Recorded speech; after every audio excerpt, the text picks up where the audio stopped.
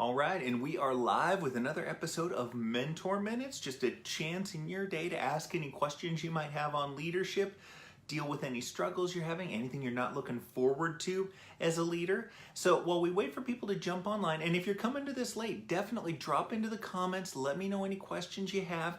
If you miss me on this episode, I will get to your question right at the beginning of the next episode, and that goes for those listening in on the podcast and on YouTube. Patty is here right from the get-go.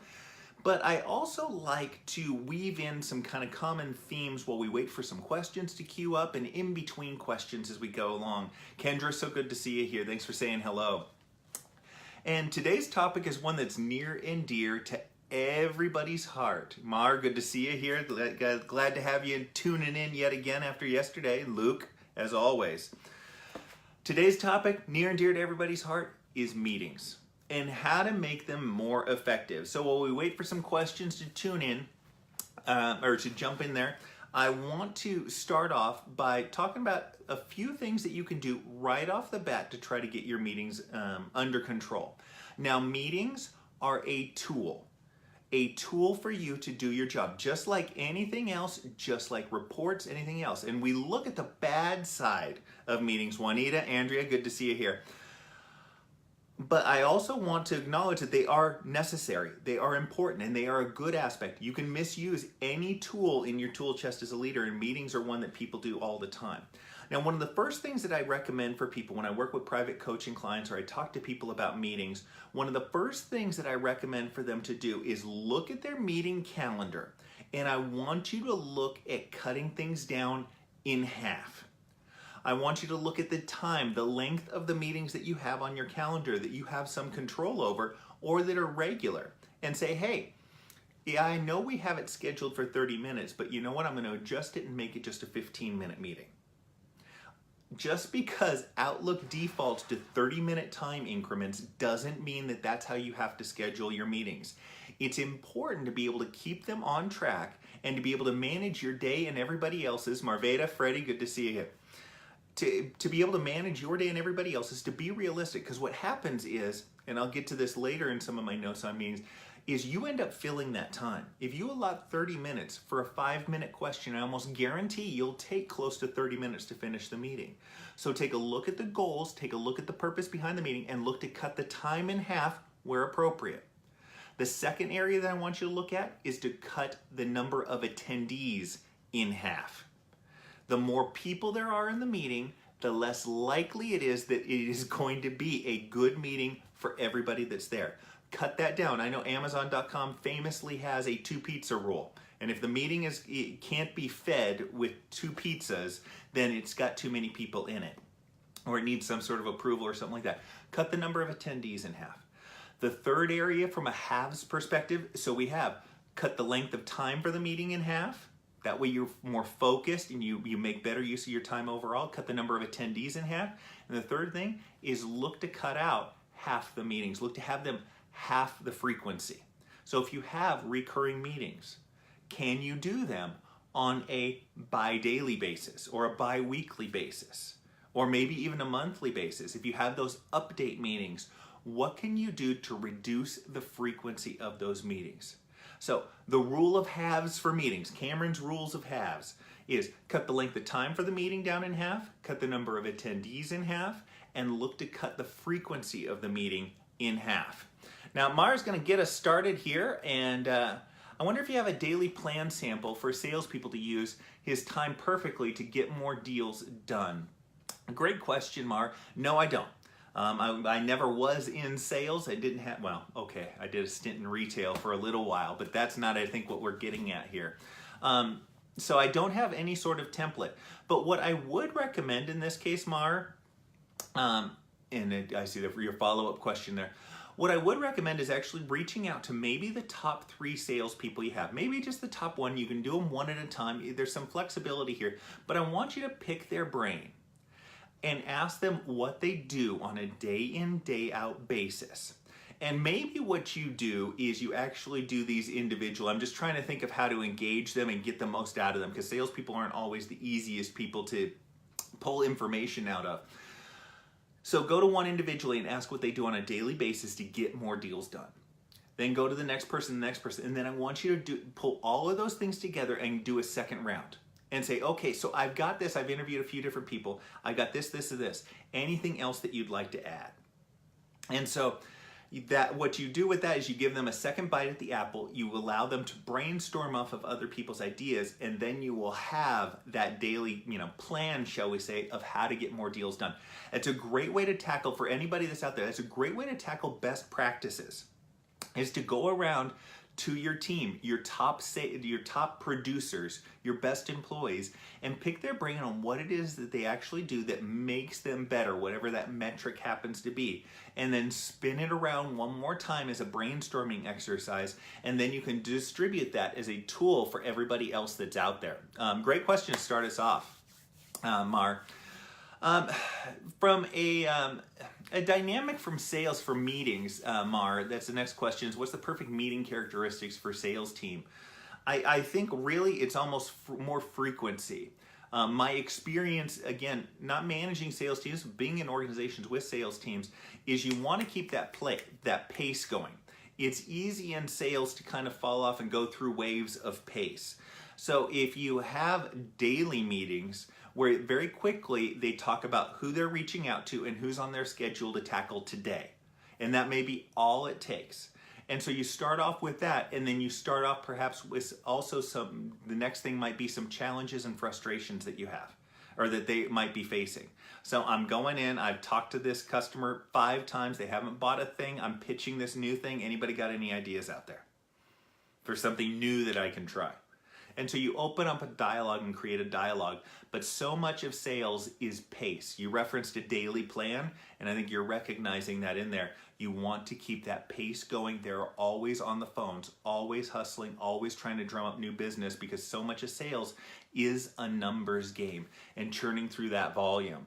Great question to start us off here, Mar. Anybody out there, if you've got any questions, any struggles, leadership, management, any frustrations you're dealing with, a problem employee, a problem boss, drop them down in the comment section and I'll go ahead and take those. This is just a great exercise. I try to do this every single day so that you have something out there to kind of exercise your leadership mind.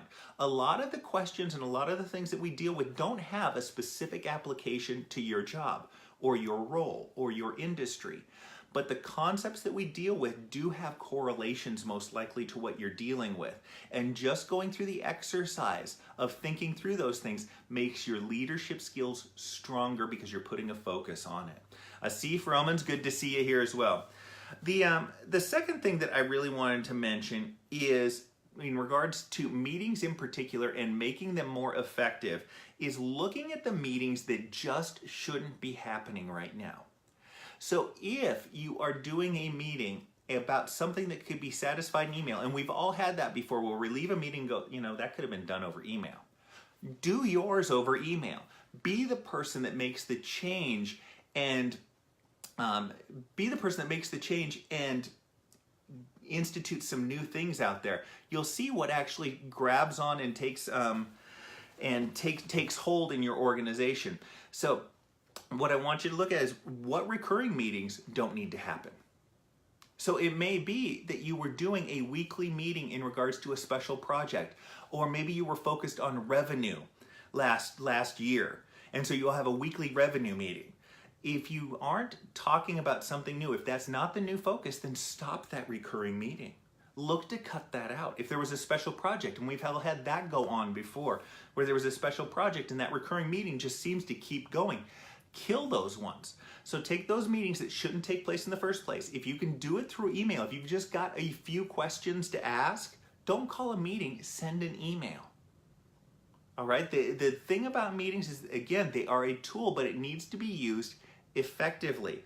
The last thing that I wanted to talk about, actually, you know what, I'll leave that one for next. I saw some questions pop in here, so I'll go ahead and take it. There we go, Becky. I came in as a new manager with a supervisor who was allowed to keep busy work for a long time. How do I help him see the work he's doing isn't adding value to the bigger picture? Tactfully, of course. So he's keeping some busy work, and there's more effective use of time. Part of it is and I'm deciding whether I want to go down this route with you, Becky, on it, is part of it is a play on ego. And that is really just saying, hey, I know that you're comfortable tackling, this particular report. I'll say the busy work is a report. And that's one that I was guilty of holding on to and not delegating to people when I was in leadership, is those analytical reports. It was a nice actual break in my day, so I liked having those, but it wasn't an effective use of my time. So I'll say, I know you're doing this report, you're absolutely fantastic at it, but I think your experience could also be used in this area. So what I would like to do, so you present them with a plan, I would like you to teach this report to Cameron and to Andy and to Sarah, and teach these 3 people how to do the report so that there's coverage on every single day, and you can go ahead and invest in them, and then that leaves us time for this. Be very specific on what it is that you want. You want to break that cycle. The reason they keep the busy work is because it's comfortable. And I want to say because it's easy. It's simple. They know it. So you're going to have to break them out of their comfort zone. And so you want to be firm with what you're looking for, but I also want you to really invest in the plan for what they should be doing. All right? You want to address that comfort factor, and you want to make it as comfortable as possible for them to do this pivot into this other particular task. So you present them with a plan for how they are going to be doing it. So I need you to start doing more one-on-ones with your team. And this is the list of questions we go down as far as the one-on-ones are concerned. These are the issues that you need to bring up. These are the reports you need to pull. This is what you need to go over. So you kill that unknown factor about the new things that you want them to do, or the things that you want to focus them on a little bit more. And so don't just say, I want you to focus on the bigger picture. Give them a few examples of what that bigger picture looks like, or what actually is done to look at the bigger picture. So get clear on that. So present them with a plan for dumping the busy work, and then give them a crystal clear plan on what the bigger picture looks like. And so this is a situation where it's not a discussion, Becky. This is something where you are coming in as the manager and you're saying, I want you to do this. I think this is a better use of your time and your experience. So you stoke the ego there just a little bit, and you cut out the fear of the unknown by giving them the plan for everything. Let me know if that resonates with you. If that doesn't, or just, if the BS alarms are going off in your head on that, then follow up in the comments below and we can carry on this discussion. I'll be here for a little while, so that's not a problem.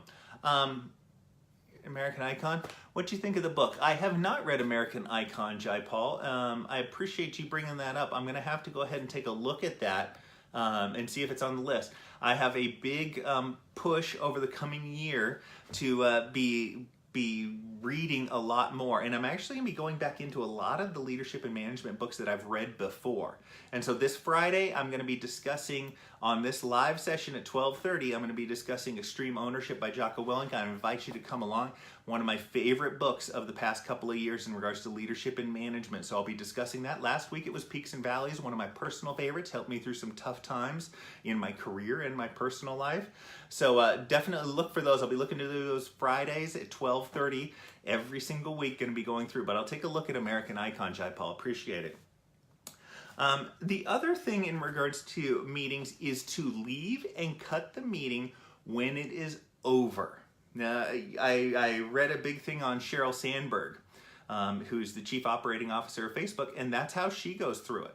She has a pad of paper, and she has things that she wants to accomplish in the meetings. And when she is done accomplishing what she wants to out of that meeting, filling out her pad of paper, the meeting is over. She cuts it off and then goes to the next meeting. I think she has them stacked up like that. But one of the biggest sins with meetings, and one of the reasons they aren't as effective as they need to be, is because they take longer than they should. There's a 5-minute discussion at the beginning of the meeting on how everybody's day is going. And hey, that's not so bad. There's some team building that goes into it. But then you get into the meat of the meeting and it just drags and drags, and then you get the things squared away and everybody sticks around for more question and answer time. Hey, it is fun to socialize. I get it, but everybody's got work to do.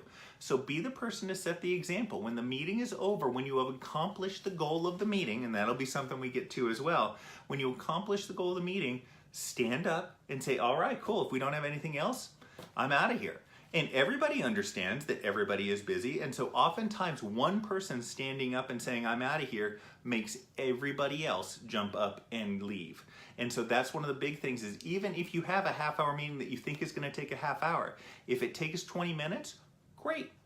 Cut the meeting short, give everybody back 10 minutes of their life where they're not sitting in that meeting. And that's something that can be hugely helpful as well. I'm gonna bring up the big bugaboo in the room, and I see this a lot working with tech companies. I'll be doing workshops in tech companies, and oftentimes they will try to have their laptops out or be working on their cell phones and emailing or checking on email at the same time. Make a no cell phone, a no email policy in the meetings that you attend. That will focus everybody, and the meetings will move along quicker. That's what you tell everybody. Hey, if everybody puts their phones in the center of the desk or the conference desk, face down, then we are going to get through this meeting not in 25 minutes, but in 15 minutes, and you can get back to people. The world rarely ends in the course of a 30-minute meeting. It doesn't end when you go to lunch for 30 minutes. It doesn't end when you are talking to the CEO for 30 minutes and you're paying attention to them. And that's really one of the things that I reference on there. Would you sit in a meeting with the president of your company and you pull out your cell phone while they're talking and start answering emails? No. Why? Because you respect that person. You respect their time. Why is it any different than everybody else that's sitting around the conference table in a particular meeting? Show them that respect. It will be reciprocated as well, but you'll also get more done and get more accomplished in that particular meeting. The other thing that helps with this is being a person that establishes eye contact with other individuals. Okay, in a meeting, you are face to face. Make the most of that face-to-face time that you have with your team by engaging with them face-to-face. It activates the meeting a little bit more. You communicate better when they can see your facial expressions, your body language, all of those things. And that's something that can really help make the entire team much more engaged with what is going on. So I got a few more comments here in regards to meeting, kind of fill in the blanks. But if you have any questions, anything that just isn't working as well as you'd like to as far as this week is concerned, any general questions on leadership and management, anything that's been kind of gnawing in your brain, drop down in the comments and we'll keep the discussion going there. The other thing with meetings is it's easy for the gregarious and the boisterous people to take over. They are the ones that end up talking for 15 minutes of the meeting. And when there's 10 people in the meeting, it's one person that's talking for 15 minutes. That's too much time. So often as the meeting facilitator or even as a participant, I often recommend calling out the quiet people. All right, you do that to get them involved and not for nothing, to kind of shut up the person that is so boisterous and is always giving their opinions. It's good to get opinions, and you want to get everybody's opinions, but you want to get everybody's opinions. So it may be that Cameron's off in the corner and is quiet. You know what, Cameron, what is your thoughts in regards to that? And you can jump in. You can have the boisterous person there, and once they said their piece on something, say, you know what, that's great, but Cameron, I want to get your take on it. And then maybe you call somebody else. Andy, what's your take on this?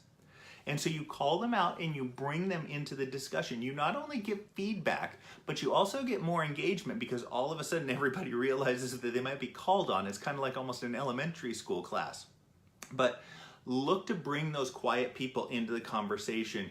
You will get a much richer discussion. And that's on you as the meeting facilitator, or like I say, even as a participant, somebody who's going to help things out as far as getting the meeting goals accomplished, is bring everybody who is in there.